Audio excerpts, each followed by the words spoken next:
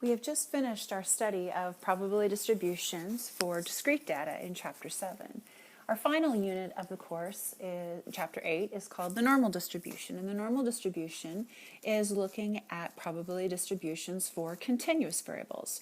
So for this, we want to go back and recap a little bit what a continuous variable is. And it's one that includes all types of numbers, so things that can be measured more specifically. So we're looking at measurements that can have decimals or fractions, whereas with discrete variables, the random variable x had to be a member of the natural number set or counting number set. So you may remember from our two variable data study unit that we looked at a couple of different ways of representing two variable data sets. We looked at frequency tables where we sorted continuous values into intervals and recorded how many occurrences within that interval we had specific values occur. We could translate a frequency table into a histogram, again where we had intervals with no spacings, and the bars were touching each other. There were no spaces because that would not leave any continuous variables out. Another way was that we could represent using a frequency polygon, and for that we took the midpoint of each bin, as we called them, and we could connect them as well to create our frequency polygon. Just a quick recap there. What I want to do to begin our study of the normal distribution is to begin in a very simple way. I want us to ask ourselves to pay attention to the interval size of a histogram. And what would happen if we were to play around with that a little bit? How might the histogram appearance change? So let's increase the level of detail by changing the bins so that they're large, like they were here, but maybe not so large. So maybe within this particular bin, if we say went from 0 to 3 or we went from 0 to 2, what might that look like? And so we might end up with, we would have more bins, and it might end up looking a little more erratic, where before we might have only had 4 bins, maybe we have, 8, and the heights vary quite a bit more than they would appear when the bins are wide. If we go to medium bins, you might see the complexity of this get even more crazy as the bin width gets smaller. And, just sketching it out in a rough way, we'd have to have a data set to see it with, which actually you have an example to in your note as well. You can take a look at that. But if we get the bins incredibly small, maybe even less than a value of 1 unit, whatever a unit is here, maybe even to the 10th of a unit or to the 100th of a unit, all of a sudden those bins are so tiny and you start to get a really funky looking graph that looks incredibly erratic. Okay? For the reader, that's very, very difficult to do. But nonetheless, the smaller we can go, the better the representation. Okay? And so this is the basis behind the normal distribution, is trying to get the bins to be absolutely so incredibly small that every single possibility is shown here. Okay? And that's the basis of it. Let's go into looking at this from a more simplistic place. In Chapter 7, we started with a uniform distribution, and not surprisingly, in this unit, we're also going to start there as well. Okay? So let's look at the probability distribution in example 3 of your notes for rolling a 6-sided die. So we have along here, along the y-axis, something called the probability. We're going to refer to it as the probability density. And after you read page 1 of your note, some of these terms will make more sense. I'm just not going to spend time on them here in the video. We're going to let the random variable along here be the outcome that you might get on rolling a die. This is the random variable x. And as you know, there are only 6 outcomes. You can have a 1, you can have a 2, you can have a 3, you can have a 4, a 5, or a 6.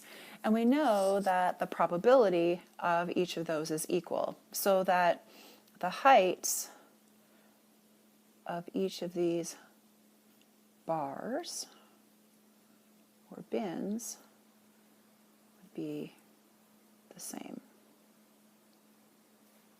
Okay?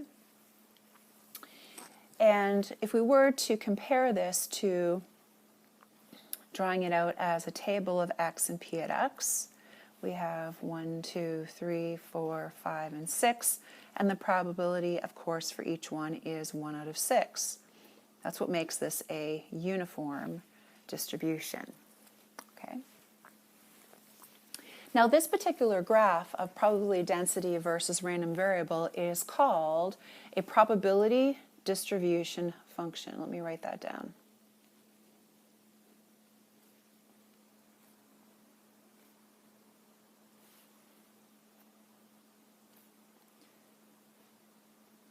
Or a PDF for short, not to be confused with the file type, PDF. Okay? Probability distribution function. Now, some things we need to know about a probability distribution function. Probability distribution functions represent 100% of all possible outcomes, right? So what's neat to know about these is that the area under the curve, and I'm going to say curve because we're not going to stay with a linear relationship here for long, is always equal to 1. Or if you want to say 100%, you could do that as well. Okay, but we're going to actually get away from percents a little bit and work with the number 1 again, and we'll see why in future lessons. Okay, and the probability of any single event is 0 just because there's so freaking many of them once we get into smaller bin widths. We'll come back to that after doing this example. All right, so the area under the curve is 1. So if the area under the curve here, which our curve is actually a straight line, well, the area for a uniform distribution is not a curve at all. It happens to look a lot like a rectangle. And we know that the area of a rectangle is equal to length times width.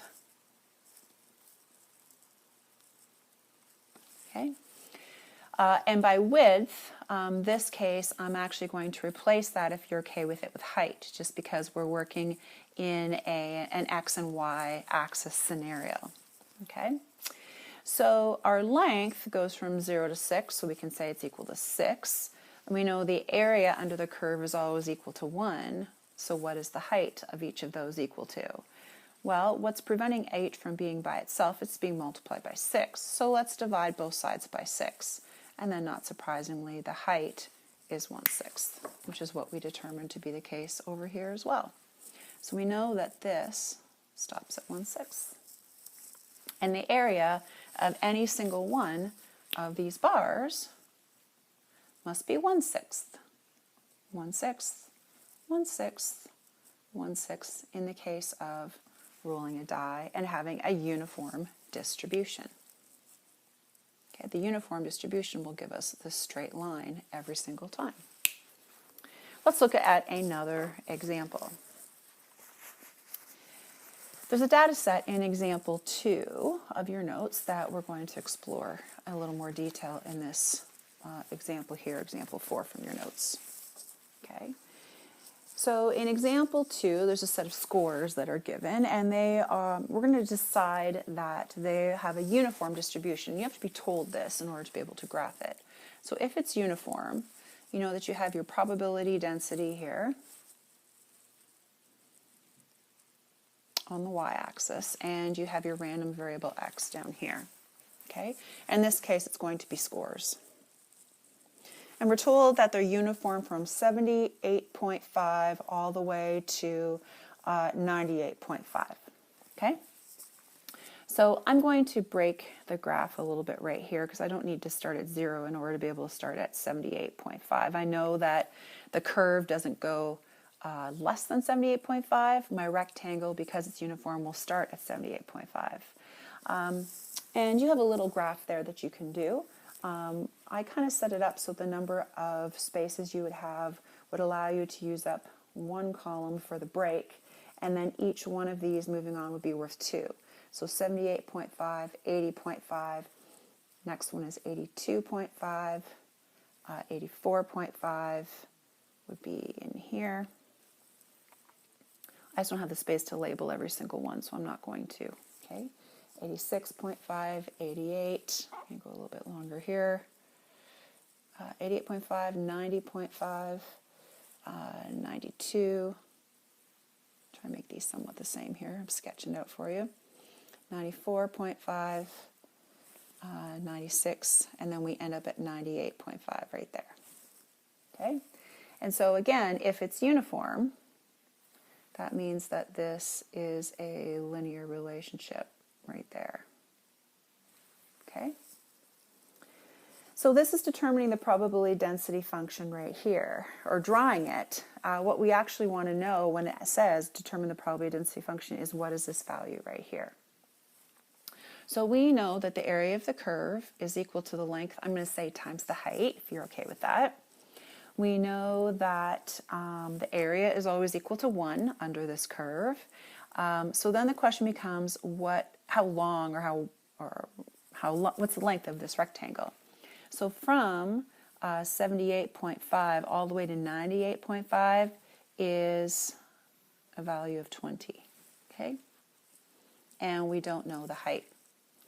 But it's simple enough to solve for because dividing both sides by 20 means that the height, or in this case, the probability density is 1 over 20. So we could put that in right there. 1 out of 20. Okay? Part B says, what is the probability a score will be between 90 and 94? So in this case, we're looking at the probability between 90 to 94, but not necessarily inclusive. So let's look at where that would be on the graph. So the lower range would be 90, which would be approximately in here. I'll take this out for a sec. And all the way up to, I'll put it up here so you can see, all the way up to 94, so just before this one here. So when you're asking for the probability, what you're really doing is you're looking at what is the area of this curve, quote unquote curve, this section under the graph. The whole graph area is 1, this is obviously going to be less than 1. But because this is a rectangle, we could simply do the length times the height. So the length from 90 to 94 is 4. And the height of this uniform distribution is, if you will, 1 over 20. So we have 4 over 20, or 20%. Or you could leave it as 1 out of 5 as well. Okay, let's do our final example together. In example 5, we have a student writes a distribution test. And the time for completion for that test turns out to be uniformly distributed. This is a very utopic scenario. It would be kind of like every student handing in their test every minute, one after another. It's uniformly distributed between 45 and 75 minutes. So first we're asked to graph the distribution. So again, we have probability density on the y-axis. P there, and we have the random variable x, which in this case is time, and it's in minutes. And so we've got the lower range being 45 and the upper range being 75. So with the graphing space that you have in your note, you can start 1 or 2 in, I believe. I think I gave you one space here again, and that you could start on the next line. So we can put 45 here, and I think I also gave you space that you could go up by 5s. So 45, 50, 55, 60, 65, 70, 75. Okay, and maybe what I'll do is I'll add in these extra labels just so we can see that a little more clearly. Okay, again, uniform distribution means that the curve, if you will, is going to be uniform, or a straight line function right here. Okay, so we can graph it like that. What is the probability it will take a student less than 65 minutes to write the test? So part A was drawing it. So our probability of less than 65 means that we're looking at the area of the curve between 45 and 65. So we will be looking at the area right here. Okay, and because this is a rectangle, we know that area is equal to length times width, or I'm going to call it height if you're okay with that. Our area under the curve, let me change this up for a second, hang on. I'll do area equals length times height. My bad, sorry about that. We have 1 is equal to, our length here is 65, 65 minus 45, sorry, so that will be 20. And the height will be what we're solving for. What's the probability? Because the probability is the height here. So again, not surprisingly, h would be 1 over 20. Okay? Let's look then at, oh sorry, let me back up. I'm jumping ahead of myself here. In order to find this probability, we need to know the length times the height, sorry. And I need to find that height, if you will, first in order to find the area under the curve. Okay, so the probability that x will be less than or equal to 65, or you could write it as probability that x is going to be in between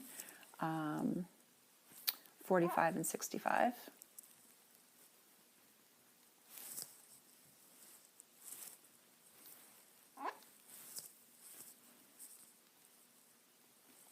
Would be equal to that length times that width. So the length here would be, I've messed this up. Sorry, let me go back. I don't want to retape it, so I'm sorry. I'm going to go back. I'm not following my notes here properly. I apologize. Let's find this height here first. Okay, in order to find the height, we have to look at the whole curve. Okay, so the in order to find that height, we go area equals length times width. Our full length here is 75 minus 45, or you could put 30. Our width, or our height, if you will, I'm going to change it to height just because I've been using that all along, will be h, and our area is 1. Okay, so sorry again. Area under here is all equal to 1. Our length dimension will be here. This will be here. We have 1 is equal to 30 times h, so h is equal to 1/30. Let me go back and label that properly first. All right. Now we can go to finding the probability that it will be less than 65 minutes to write the test. So it has to be between 45 and 65. So the probability of x being less than or equal to 65 is going to be the length times the width of that section of the curve. So here we have 20, and height-wise we have 1 over 30. So 20 over 30 means there's a probability of approximately 67% if you round it to the nearest percent. Sorry about that, I'm jumping ahead of myself. Let's finish up the last part of the question too. Okay, so this was how long will it take, or what's the probability it will take the student less than 65 minutes? How about between 55 and 63 minutes? Okay, so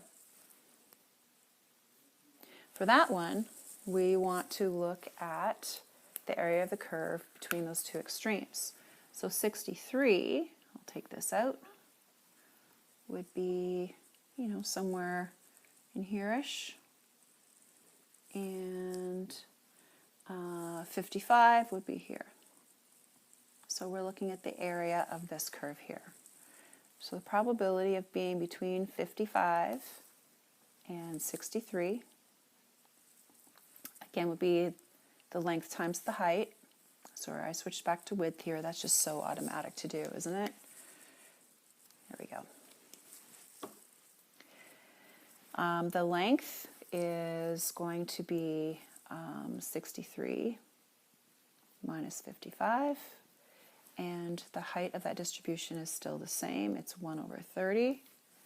So this comes out to 8 times 1 over 30, which is 8 over 30. You could either reduce it to a lower fraction or convert it to a decimal. I went straight to a percent. It's going to end up being around 27%. And that aligns visually with what we see too, because the area of this section is smaller than the area of the section we explored in this example here. Okay, thanks for your patience. Let's get started on the normal distribution just by looking at uniform distributions, and then we'll expand our knowledge in future videos.